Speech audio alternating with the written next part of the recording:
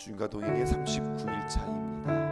오늘 어쩌면 우리는 이제까지의 걸음 가운데 가장 거룩하고 또 가장 하이라이트요, 또 다시 한번 우리의 마음과 우리의 심령을 가장 면밀히 살펴보고 주 앞에 조심스럽게 또 주 앞에 기도하는 마음으로 간절히 한 걸음 한 걸음 주님께로 가까이 나아가는 날이라 할 수 있겠습니다. 주님께 가까이 나아간다 하였습니다. 주님께 가까이 나아가는 우리들의 신앙과 우리들의 믿음은 어떠해야 할까요? 오늘 성경에 보면 주님께 가까이 나아갔던 사람, 또 주님과 가까이 있었던 이들 세 사람이 있습니다. 한 사람은 바로 오늘 성경에 나오는 구레네 시몬이요, 또 한 사람은 예수님 십자가에 가까이에 있었던 강도요, 또 하나는 십자가 바로 밑에 있었던 로마 군병들입니다. 그들의 이야기들을 함께 살펴보면서 우리 또한 주님과 함께 가까이 있기를 원할진데 우리는 그 셋 중에 누구에 해당되었을까 함께 생각해보는 귀한 시간 되었으면 좋겠습니다. 먼저 십자가를 지신 예수님의 말씀이 23장 26절에서 31절에 기록되어져 있습니다. 우리 26절 함께 읽어보십시다. 시작. 그들이 예수를 끌고 갈 때에 시몬이라는 구레네 사람이 시골에서 오는 것을 붙들어 그에게 십자가를 지워 예수를 따르게 하더라. 성경의 표현대로 우리가 주님의 고난을 한 걸음 한 걸음 따라가다 보면 어제입니다. 밤새 한잠도 주무시지 못한 채 예수님께서는 모함과 그리고 거짓 증언들로 신문당하셨습니다. 숱한 언어 폭력을 당하셨던 예수님입니다. 뿐만 아닙니다. 계속되는 거센 채찍질로 인하여서 예수님은 이미 체력을 다 소진하고 그리고 탈진한 상태로 서 계셨을 것입니다. 기진맥진한 상태로 두 다리로 걸을 수 없는 상황이었을 것입니다. 이제 관례대로 이제 예수님은 자신이 못 박힐 십자가를 지고 골고다 언덕을 향하여서 친히 걸어가셔야 했습니다. 워낙에 체력이 약하셨던 예수님께서는 그 길에서 예수님은 수도 없이 넘어지셔야 했습니다. 보다 못한 로마 군병들이 정해진 시간은 있고 빨리 진행은 해야 되겠고 어떻게 해야 할까 생각하다가 예수님의 그 십자가의 행렬 중에 마침 구레네 사람 시몬을 만났고 그리고 그에게 예수님의 십자가를 억지로 떠맡깁니다. 시몬인데 어떤 시몬이냐, 오늘 사람 보니까 구레네 사람 시몬이다 라고 이렇게 표현하고 있습니다. 구레네는요, 북아프리카의 해안 도시의 이름입니다. 시몬은 거기에서 유대인으로서 유대인의 명절인 유월절을 지키고자 예루살렘에 방문한 거예요.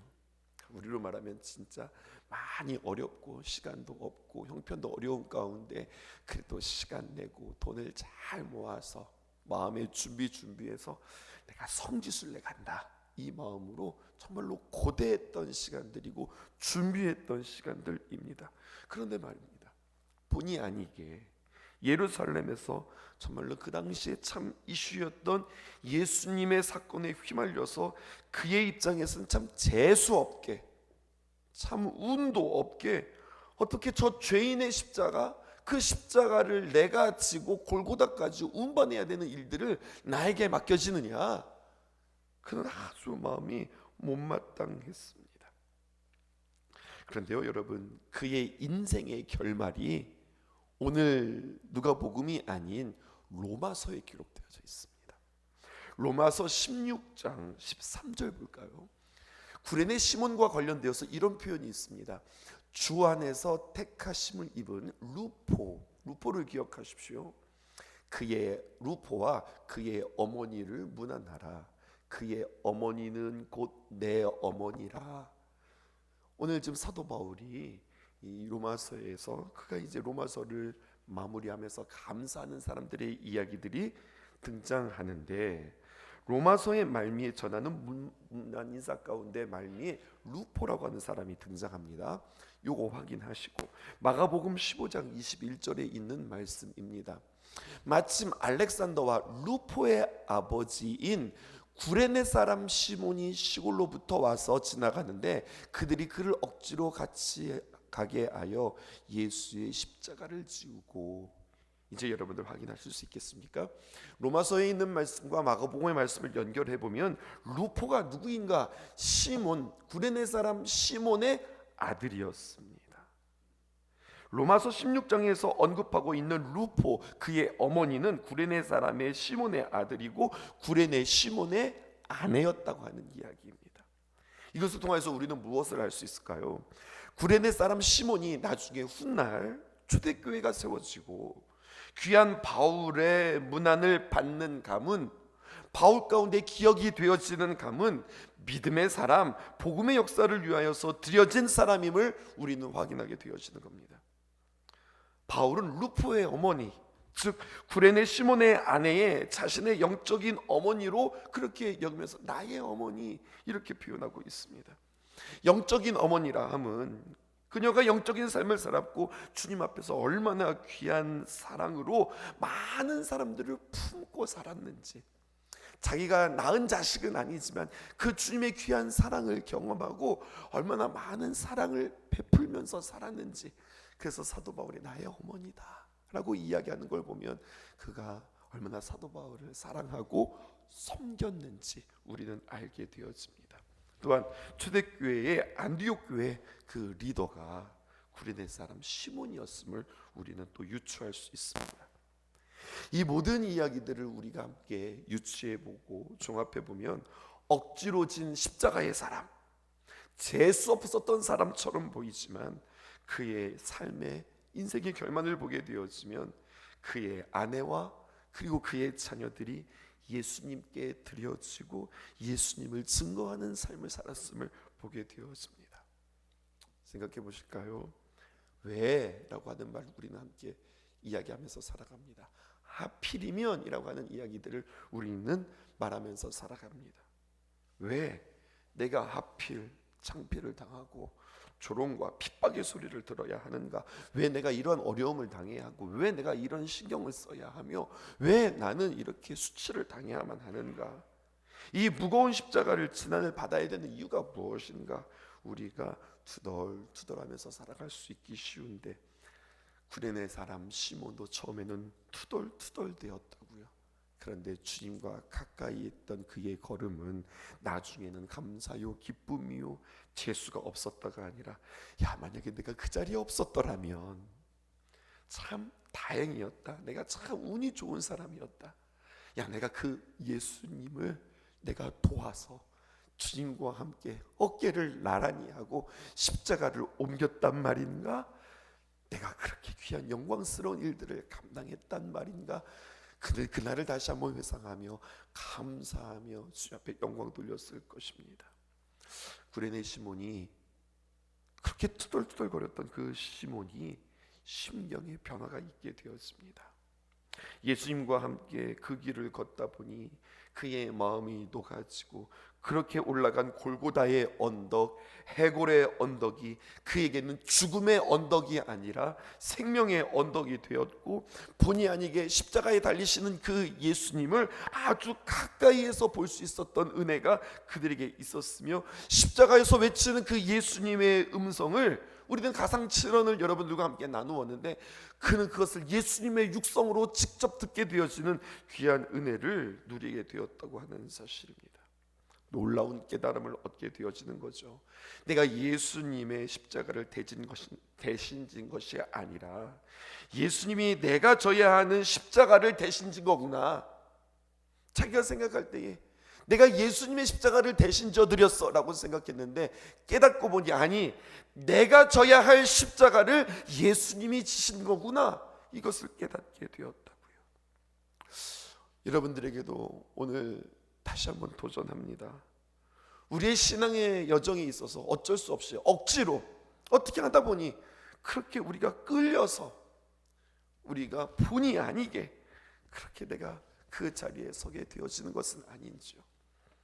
본의 아니게 내가 또 성경 읽기를 해야 하고 본의 아니게 내가 새벽 예배를 드려야 하고, 내가 본의 아니게 기도를 해야 하고, 혹시 이렇게 나의 의지와는 상관없이 그냥 내가 결정한 것이 있기에, 내가 다짐한 것이 있기에, 내가 시작한 것이 있기에 그런 마음으로 내가 주님 앞에 나온 것은 아닐까요? 그러나 그 자리가 본의 아니게 나왔다 할지라도 우연히 어쩔 수 없이가 아니라 예수님의 필연이고, 주님이 우리를 초청하시고 그 복된 자리, 경건한 자리에 가까이 나아가면 나갈수록 오늘도 미처 깨닫지 못했던, 내가 예수님의 십자가를 져드린 것이 아니라 예수님이 나의 십자가를 대신 지신 것이구나라고 하는 평상시에 알지 못했던 새로운 깨달음과 새로운 묵상과 새로운 발견이 저와 여러분들에게 있기를 주님의 이름으로 축복합니다.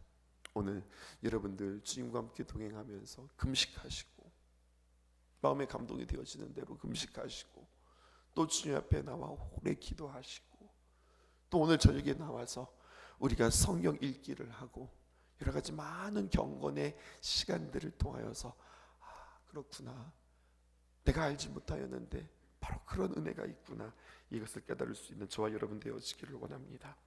또한 부류를 생각해 보실까요? 32절에서 33절에 있는 말씀입니다.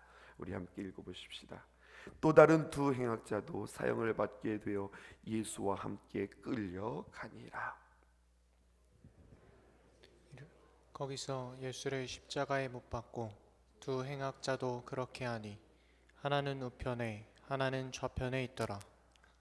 예수님께서 못 박히셨던 그 골고다, 사람들은 그것을 해골이다라고 그렇게 불렀답니다. 왜냐하면 그 언덕이, 골고다 언덕이 마치 사람의 해골의 모양과 비슷했다고 합니다. 그럼 여러분 한 머리카락 우리 한번 상상해 보실까요? 해골과 같은 그런 언덕이 있고, 그 해골과 같은 그 언덕 중앙에 십자가가 이렇게 탁 꼽혀 있습니다.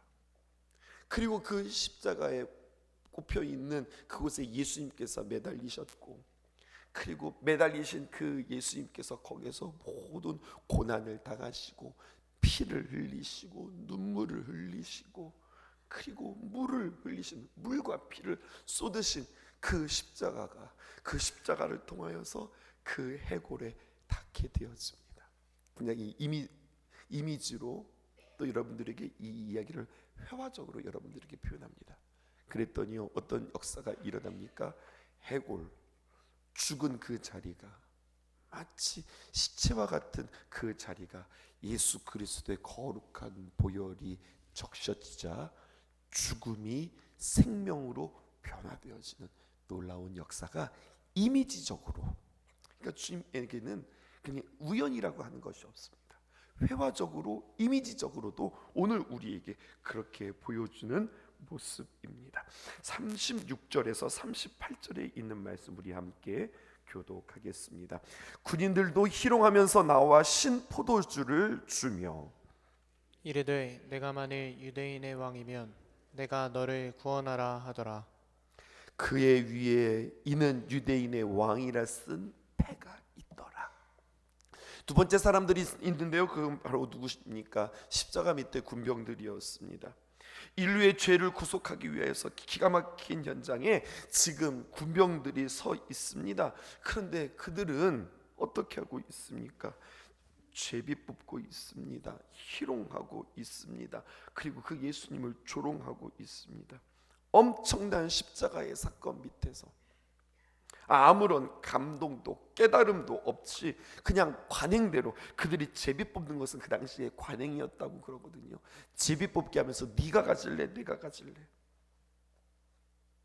그들이 볼 때 예수님은 그냥 수많은 사형수 가운데 한 사람, 십자가, 그냥 십자가, 사형틀, 자신들이 아는 십자가, 늘 들었던 이야기, 더 이상 들어도 더 이상 보아도 어떤 감흥도 없고 어떤 감동도 없고 깨달음도 없었던 그냥 십자가, 사형틀 아니야? 그냥 평범한 죄수 아니야?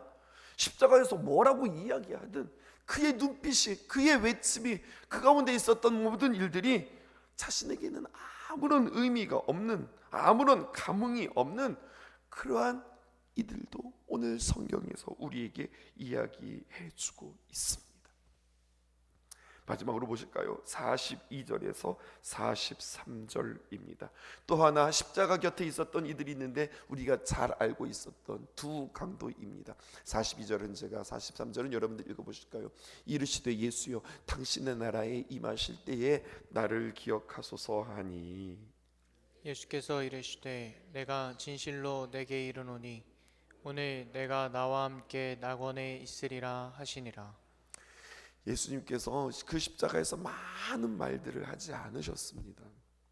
오늘 이것을 여러분들에게 도전하고 싶습니다. 예수님께서 빌라도의 법정에서 고난을 당하시고 여러 가지 많은 신문을 당하실 때에 막 말하지 않으셨습니다. 대부분 침묵으로 일관하셨습니다. 예수님이 힘이 없어서, 무서워서, 두려워서 예수님께서 어떤 말도 하지 않으신 것이 아니라 말을 아낍니다. 분노와 또 괴로움과 억울함이 있을 때 말 안 한다. 내가 너 같은 인간들과 내가 한마디도 말을 섞지 않는다. 침묵하셨던 그 예수님이 아니라 어쩌면 예수님의 침묵에는요 수많은 외침과 수많은 기도와 수많은 주님과의 대화가 있었을 거라고 저는 오늘 말씀을 생각하면서 그렇게 묵상하였습니다. 말하지 않았다라고 하는 것은 수많은 기도가 예수님의 마음속에, 늘 예수님께서 우리가 함께 누가복음을 읽으면서 특별히 누가복음은 기도가 강조되어진 그러한 복음서인데요, 채찍을 맞을 때마다 하나님 앞에 기도하고, 조롱을 당할 때마다 하나님 앞에 기도하고, 아프고 온몸이 으스러질 때마다 침묵으로 일관한 것이 아니라 계속해서 하나님 앞에 기도하며 자기 자신들을 맡겨드리며 감당하게 하소서. 아버지 하나님 감당하게 하소서. 내가 주님 앞에 온전한 제물 되게 하소서. 기도하셨던 예수님의 모습은 아닐까요? 그 귀한 기도의 결정체로 오늘 예수님 곁에 있었던 그 강도에게 오늘 내가 나와 함께 낙원에 있으리라 용서를 선포하시고 천국을 선포하시는 모습을 우리는 보게 되어집니다. 억울할 수도 있고 참 힘들 수 있거든요. 그런데 주님 앞에 나와 오늘도 우리가 침묵하면서 나의 모든 삶들에 대해서 왜 이런 일들이 나에게 일어날까 고민하고 생각하고 걱정에 빠지는 것이 아니라 주님과 함께 우리는 깊이 대화하는 저와 여러분들 되어지기를 주님의 이름으로 축복합니다. 에베소서 5장 2절에 있는 말씀 여러분들에게 읽어드리고 오늘 말씀 마치려고 합니다. 그리스도께서 너희를 사랑하신 것 같이 너희도 사랑 가운데 행하라. 그는 우리를 위하여 자신을 버리사 향기로운 제물과 향기로운 희생 제물로 하나님께 드리셨느니라. 오늘 예수님의 십자가의 죽음이 하나님 아버지께는 향기로움이 되셨다고 말씀하고 있습니다. 하나님께서 온 인류를 용서해 주실 수 있는 가치 있는 제물이셨다라고 하는 거죠. 예수님께서 온갖 수모를 참으시고 십자가에서 매달려 나를 사랑하여 주신 것처럼 이제 나도 사랑 가운데 살아가겠습니다 고백하는 저와 여러분들 되었으면 좋겠습니다. 아쉬운 것은 오늘 예수님의 십자가에 가까이 있었던 강도는 오늘 내가 나와 함께 낙원에 있으리라 그 말씀으로 인하여서 그는 구원을 받고 천국에 들어갈 수 있는 자였으나 주님의 그 향기로운 그 아름다운 사랑이 그에게 있어서 아름다운 사랑으로의 흘러감의 기회는 그에게 없었다고 하는 사실이죠. 주님의 귀한 그 큰 용서함을 받았으니 나도 용서하면서 구체적으로 살아갈 수 있는 그 기회들은 그에게 없었다는 거죠. 오늘 그 말씀을 통하여서 나는 향기로운 제물을 올려드린 예수님을 바라보면서 나는 향기로운 사람이 되어야겠다. 그리스도의 아름다운 향기를 바라는 사람이 되어야겠다. 오늘도 나에게 생명이 있다. 오늘도 나에게 시간이 있다. 오늘도 나에게 붙여지는 귀한 영혼들이 있다. 그들에게 사랑할 수 있는 귀한 기회를 하나님께서 나에게 주셨다. 이렇게 적용하면서 오늘 살아가는 저와 여러분들 되어지기를 원합니다. 십자가와 상관없는 삶이 아니라 십자가를 묵상하고 십자가를 실천하는 삶, 그 삶이 저와 여러분들에게 있는 오늘 거룩한 한 날 되어지기를, 오늘 여러분들의 금식에, 오늘 여러분들의 성경 읽기에, 오늘 여러분들 이 시간에 주님 앞에 기도하는 이 시간이 또 십자가를 묵상하며 오늘 하루 살아가면서 나의 일상 가운데 끊임없이 주님 앞에 기도하는 그 마음 가운데 특별히 부어주시는 하나님의 귀한 은혜가 있기를 원합니다. 오늘 구체적으로 오늘은 조금 더 말수를 줄여보는 귀한 시간들 되었으면 좋겠고요. 오늘 많은 사람들을 만나기보다는 오늘 주님을 더욱더 많이 만나는 시간들 되었으면 좋겠고요. 오늘 이 새벽 제단뿐만 아니라 순간순간 주님 앞에 기도할 수 있었으면 좋겠고요. 내가 오늘 금식하면서 시장기가 느껴질 때에 그것을 나는 알람 삼아 다시 한번 더 주님 앞에 기도할 수 있는 귀한 시간, 그렇게 시장함으로 말미암아 나의 육체의 힘을 더욱더 빼는 시간 되기를 주님의 이름으로 축복합니다. 기도하겠습니다. 십자가를 참으신 어린 양 예수, 내 죄 씻어 주시고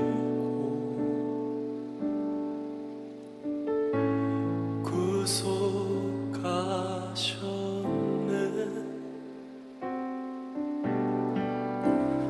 어둠을 물리치신 세상의 빛 예수, 영광의 빛 비추사 자유케 하시네.